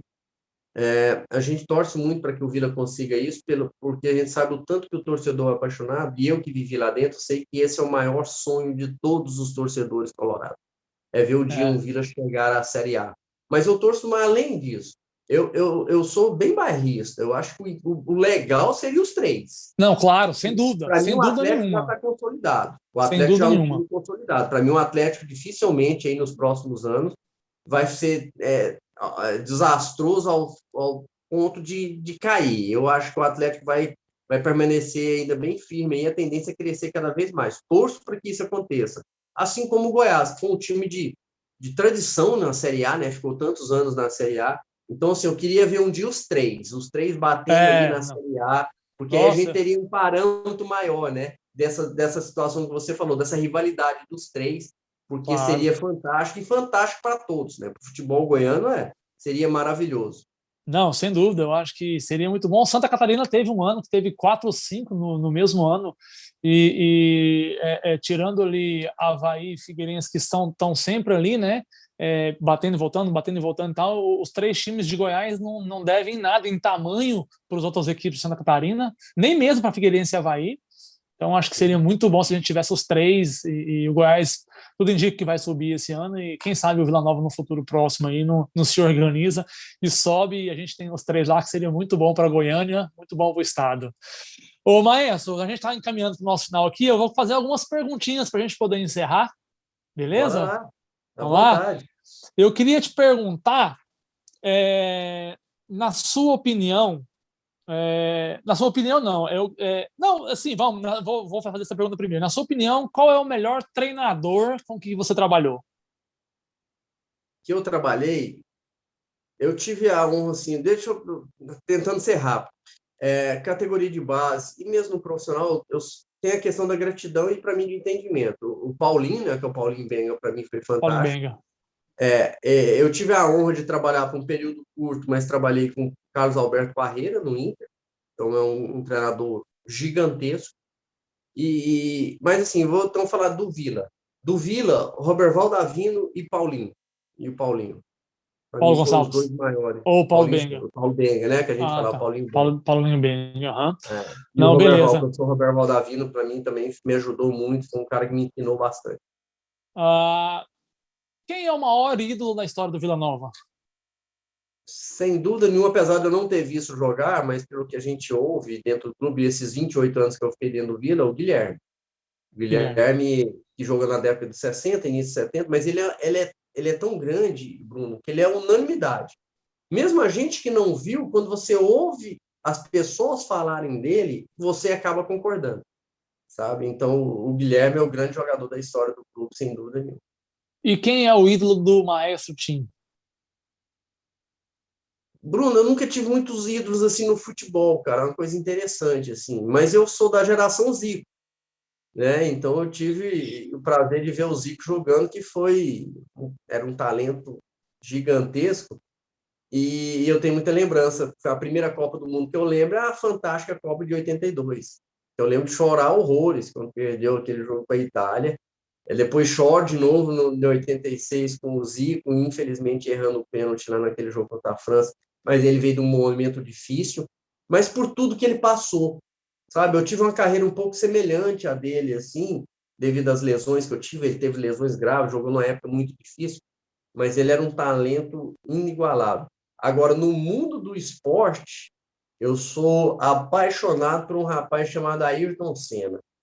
Esse, para mim, foi exemplo Esse é o de herói atleta, de nacional, né? homem, de pessoa, de profissional. Sabe, eu vejo documentários dele até hoje, assim, me emociono. O dia que ele morreu, eu fiz um jogo, para mim, inesquecível, aquele 1º de maio, lá de 94. Eu fiz um jogo contra o Santa Helena no Oba, a gente ganhou de 1-0 com um gol meu, sabe? Então, assim, para mim foi o maior esportista que eu vi nesse mundo. Foi meu maior ídolo também no esporte. E eu acordava todo domingo para assistir a corrida. Eu tinha ali 7, 8, 9 anos, eu lembro direitinho. E da musiquinha, quando tocava a musiquinha, eu chorava. Nossa, E quando fantástico. ele morreu, eu chorei pra caramba também. E ele é um herói, né? Acho que é um herói nacional, o herói que Acho nós que ele tá temos. um É, ponto acima dos demais, né? porque no momento foi bem uma década bem complicada no Brasil, um momento bem crítico politicamente e tudo mais, e ele vinha para alegrar os domingos e trazer e levava para o mundo inteiro aquela bandeira nossa que é tão linda e fazia orgulho tinha orgulho de Ele é, mostrar aquela bandeira, de mostrar que era do Brasil, né? Acho que sim, isso transformou ele no um mito grande que ele é. orgulho para todos nós, né? E quantas vezes É, a gente, quando era Grande Prêmio lá do Japão, a gente virava madrugada para assistir na para assistir. Austrália. Eu Ex- concentrado, às vezes perdia até a noite de sono para ver, mas tinha que jogar no outro dia. mas era fantástico. Exatamente. Na opinião do Tim, quem foi ou quem é o maior jogador do futebol goiano? Da história do futebol goiano, Exato. eu acho que por tudo que conquistou, por tudo que fez, eu vou pôr meu amigo Túlio Maravilha. Meu amigo Túlio Maravilha, ele foi gigante, cara. Porque ele conseguiu ser artilheiro na Série A, na Série B, na Série C, jogou em alto nível pelo Vila, jogou em alto nível pelo Goiás. Lógico que ele Botafogo. alongou a carreira mais do que necessário, mas ele tinha um propósito dele, ele tinha o sonho dele ali, né, naquela marca que O ele colocou na marketing, né? cabeça ali, aquele marketing dele, mas ele foi gigante. Agora teve vários, né? Teve vários. Se a gente for citar nomes aqui, aí vai essa conversa nossa aqui vai Vai, entrar no dia talvez, assim, outro dia, talvez mas não. vamos ficar com o Túlio. Com certeza ele não foi o melhor, o mais habilidoso, mas em termos de tamanho, em termos de carreira, eu acho que é por isso aí mesmo, é por isso aí mesmo. Campeão, foi o líder do Botafogo no único título brasileiro do Botafogo, né? Depois ele teve aquele negócio de considerar lá aqueles títulos lá do Robertão, lá em Taça Brasil, o Botafogo ganhou mais um título, mas assim, o único título do time brasileiro mesmo, ele que liderou, e seleção brasileira, titular, Copa América, então assim, fez um gol de mão contra a Argentina, que nos deu muito orgulho. A Argentina tem que se ferrar, né? Então, é isso. O Túlio é foda. O Túlio Vai ter vários, realmente vários. Eu Mas enfrentei vários. é verdade. Não, a sua geração foi grandiosa no futebol goiano. E de jogadores que surgiram em Goiás e jogaram aí. Maestro, cara, tem algum treinador que você teve algum problema ou que você não gostou de trabalhar, ou não? Assim, eu diretamente ter problema assim de chegar a trocar ofensas, assim, não. Mas assim, eu tive uma situação que me desagradou muito. Inclusive, eu até falo com os amigos assim, acho que nunca falei isso para ninguém, nenhuma reportagem. Me fez parar também, me ajudou a parar. Não o caso, não foi ele que fez eu parar de jogar. Mas o tratamento que eu tive em 2005, no segundo semestre de 2005, com o Roberto Fernandes. E até depois já tive com ele outras vezes, encontramos, trato super bem, ele me trata super bem. Mas, assim, até hoje é uma questão que não me explicaram bem. Ele tinha assim, ele não gostava de mim. Não gostava de mim, não sei se como pessoa, se só como jogador, mas o tratamento que eu tive, que ele teve comigo em 2005, no Campeonato Brasileiro de 2005, me deixou, assim, meio que bastante desanimado. Tanto que eu saio do Vila no final de 2005, e um dos fatores que eu acredito que a própria diretoria também tomou, foi porque ele teve a permanência, ele continuou para 2006. Aí acaba que eu tenho que sair do Vila, que não era o meu intuito sair do Vila. Aí eu saio do Vila para Aparecidense, porque eu já não queria ir para longe mais, mas foi uma temporada assim que eu estranhei a atitude dele comigo em muitos momentos.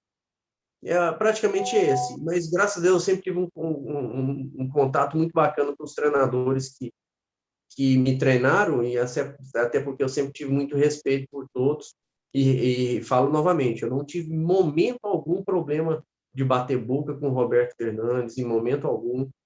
Depois de eu encerrar minha carreira, eu encontrei com ele quando eu me tornei dirigente do Vila Nova, e ele estava em outra equipe, e a gente conseguiu conversar, mas a atitude que ele teve comigo no segundo semestre de 2005, desde quando ele chegou no Vila Nova, eu achei que não foi legal. Não, perfeito. Última parte aqui do nosso bate-papo, então, para a gente poder encerrar. É um bate-bola aqui, um jogo rápido, um vapt-vupt. Eu te faço pergunta entre duas situações, você tem que escolher uma, beleza? Ó, vamos lá, vamos tentar, né? Vamos Vai me lá. apertar, vai me apertar. Vou te apertar, não vale ficar em cima do muro, não. Bora lá. A gente vive um momento bem complicado no nosso país, politicamente. Essa pergunta aqui eu faço para todos. Né? Ano que vem tem eleição, a gente vive um momento politizado no Brasil, e eu te pergunto, para você, Lula ou Bolsonaro? Nenhum. Certeza que eu não Nenhum, vou votar em nenhum dos dois. nenhum dos dois, você não vota em nenhum dos dois. Nenhum. Nenhum. Votei no Bolsonaro.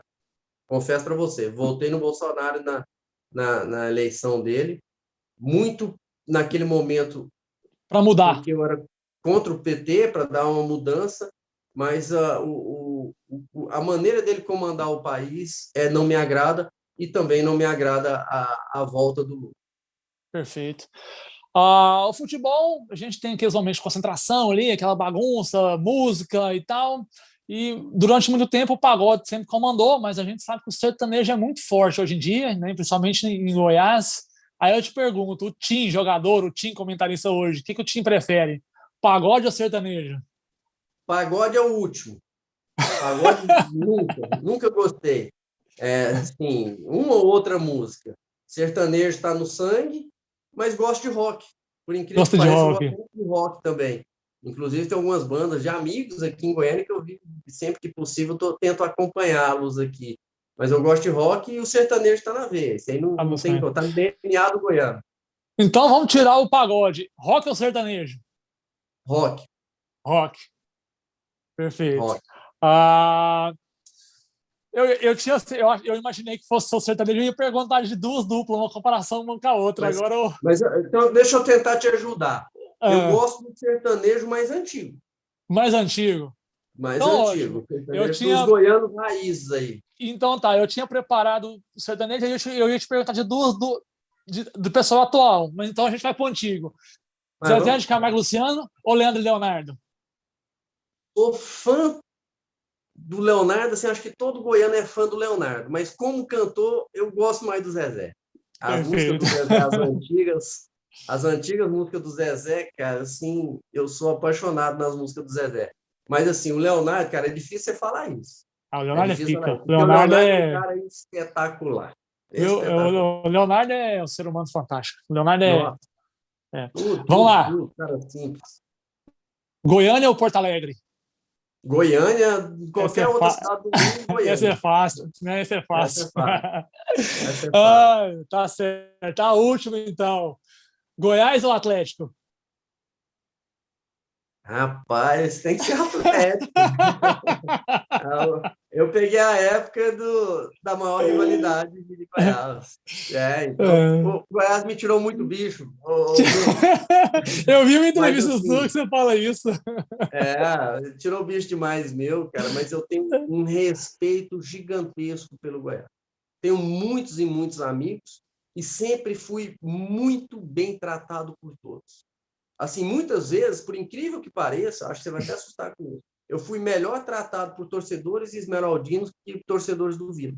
Por incrível que pareça, assim, em muitas situações, eu sempre fui muito respeitado pelos torcedores do Goiás, recebo muitos elogios para quem me viu jogar, muitos falando assim, poxa, eu sonhei tanto com você jogando no Vila, jogando no Goiás, né? No Goiás. Defendendo o Goiás. Então, eu tenho um respeito muito grande. Mas tem o lado da rivalidade, eu sofri demais com esse Goiás. Tá certo. Então, a última, para a gente encerrar agora, essa é a última mesmo. O Tim tem uma equipe, ele é dono de um time de futebol. Ele tem que contratar um gestor. Você é um sheik árabe que comprou um time, só que você não entende futebol, você tem que ter um gestor. Aí eu vou te perguntar uma velha guarda e uma nova guarda. Quem que o Sim. Tim escolhe? Ailê Pinheiro ou Adson Batista? Rapaz, eu vou no Adson. Eu vou no Adson, porque, assim, mais uma vez, respeito demais seu Ailê, mas em muitos momentos passou por outros dirigentes a parte do futebol. Só a gente pegar, por exemplo, o Raimundo Queiroz, Exato. que foi um cara que trabalhou muito, assim, que montou times espetaculares no Goiás. Lógico que sempre sob a gestão do seu Ailê. Mas o Adson, eu vejo no Adson um potencial para ser maior do que o Ailê, ser mais completo. Porque além de gerir muito bem administrativamente o Atlético, o entendimento de futebol do Adson, a leitura do Adson no futebol, para mim, ela é gigante. Então, assim, nos dias de hoje, Adson. Perfeito. Maestro, muito obrigado pela sua presença, muito obrigado por me dar a honra de bater esse papo contigo aqui. A gente reviver grandes momentos aí do futebol goiano, da sua carreira. Foi muito bom ter você conosco aqui no nosso programa. E galera do Tigrão, deixa o like pra gente aí. Olha só quem que eu trouxe para vocês. Galera do Goiás também, o cara respeita muito vocês. Pessoal do Atlético, entendeu? Ajuda a gente aí. Maestro, muito obrigado. É sempre bom bater um papo contigo. Você é um cara sensacional, um ser humano acima de tudo, muito bom. Um cara que eu só tenho elogios para você, sempre foi muito educado. Então, assim, muito obrigado por fazer parte dessa história, desse projeto e ceder um tempo aí da sua vida para estar com a gente aqui. Ô Bruno, cara, eu que não tenho palavras para agradecer o convite, cara. Você sabe o carinho e o respeito que eu tenho por você, o tanto que eu fui pego de surpresa quando você foi para os Estados Unidos da maneira que foi, porque a gente convivia ali bem na base, você apitando, e eu sabia que você seria um gigante na arbitragem. Como foi? Até onde foi, você foi gigante. E para mim Obrigado. foi uma honra receber esse convite de você. Torço demais pelo sucesso seu nessa nova empreitada. Eu tenho certeza que vai dar certo, sabe? E conte comigo sempre, cara. Se eu puder te ajudar dentro das minhas limitações, você pode ter certeza que do lado de cá você tem um amigo e eu só tenho que agradecer essa participação por contar partes aí, né, da minha vida, da minha história dentro do futebol. Muito honrado em fazer parte. Eu tenho certeza que vai ser um sucesso essa nova empreitada sua aí. Tamo junto sempre, cara, o que você precisar. Fique com Deus, tá? Valeu, valeu. Pessoal, então é isso. A gente vai ficando por aqui. Esse foi mais um Frente a Frente. Hoje com o Maestro Tim aí, craque do Vila Nova. E a gente volta com mais convidados aí. Vai nos ajudando aí, vai deixando seu like, seus comentários, se inscreve no nosso canal, beleza? Um abraço, galera. Fique com Deus.